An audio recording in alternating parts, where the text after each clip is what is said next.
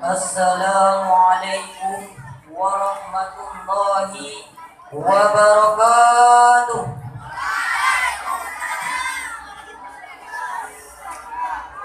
الحمد لله العظيم سلطان الإمام الإحسان الحليم المنان الأول قبل كل مكان والزمن الأخير الباقي كل من عليها فان.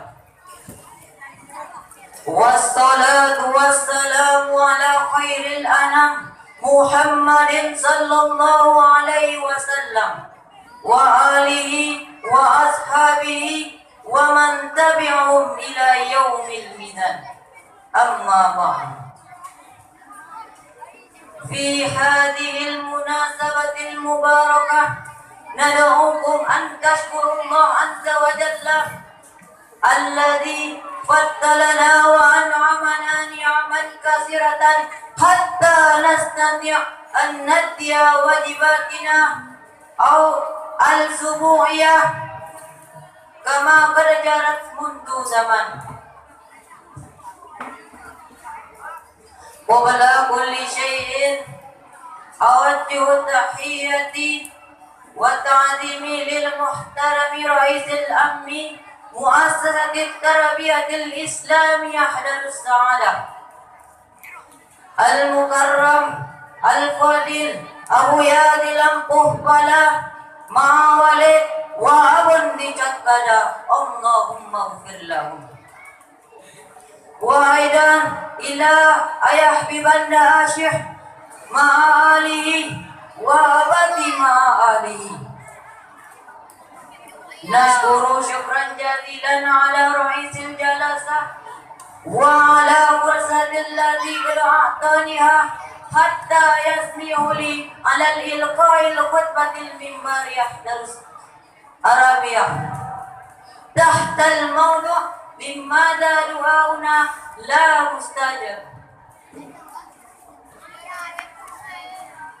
من أسماء الله حسنى والمنن ومعنى إنه ما يحب أن يؤتي الفضل والكرم، وهو يغضب كثيرا إلى الذين لا يسألونه، لأن من لا يسأل إلى ربه فإنه يستكبر ويبطر ويستنكف وكأنه عن الله عز وجل. وقال الله تعالى في الكتاب الكريم: أعوذ بالله من الشيطان الرجيم.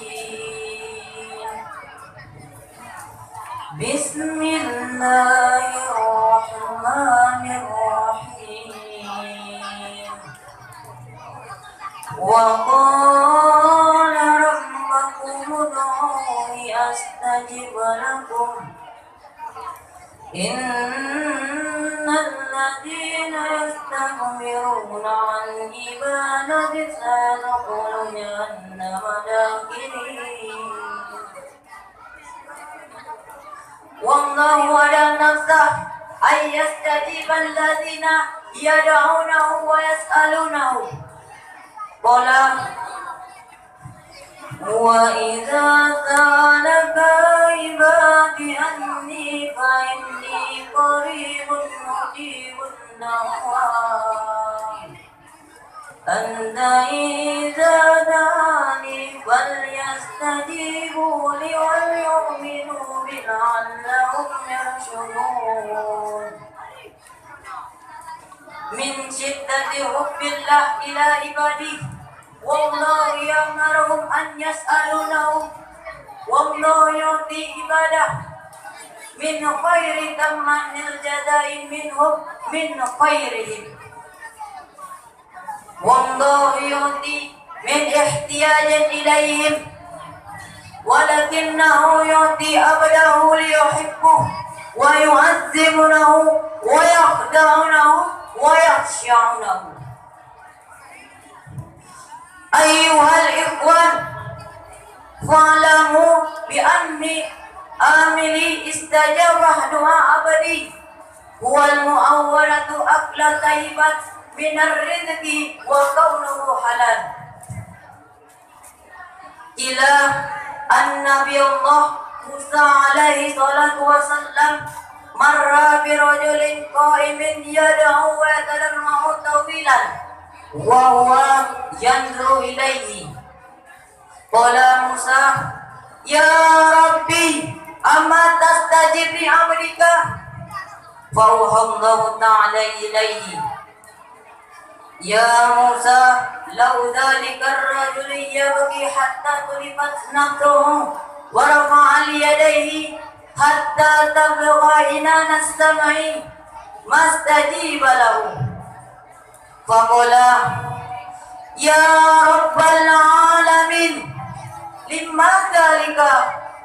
قال: لأن في بطنه الحرم وعلى ظهره الحرم وفي البيت الحرام. وقال قص رسول الله صلى الله عليه وسلم في واحد من حديث: الرجل يطيل السفر أشعث أغبر يمد يديه إلى السماء: يا ربي يا ربي، ومطمعه الحرم ومشربه الحرم وملبسه الحرم وغذي بالحرم، فأنى يستجيب له. أيها الإخوان، مر إبراهيم بن أدهم رضي الله عنه بسوق البصرة فاجتمع إليه الناس فقالوا له: يا أبا إسحاق ما لنا ندعو فلا يستجيب لنا؟ قال: لأن قلوبكم ماتت بعشرة أشياء. الأول: عرفتم الله تعالى ولم تؤدوا حقه. والثاني: علمتم أنكم تحبون رسول الله صلى الله عليه وسلم وتركتم سنته. والثالث: قرأتم القرآن ولم تعلموا به. وآخرا: إذا وجدتم مني خطأ والخلاف أنا وأستغفر منكم كثيرا وأقول لكم والسلام عليكم ورحمة الله وبركاته.